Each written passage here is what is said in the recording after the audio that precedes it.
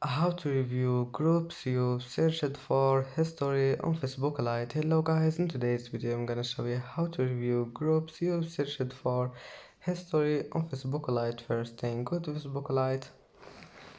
Here you will find these three lines in the top corner. Click on it and then go down until you find settings, and now click activity log,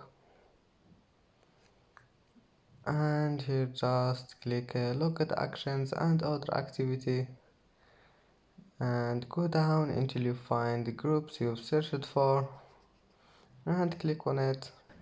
And that's it for today's video. If you like this video, please don't forget like and don't forget subscribe, and thank you for watching this video until the end, and see you in the next video.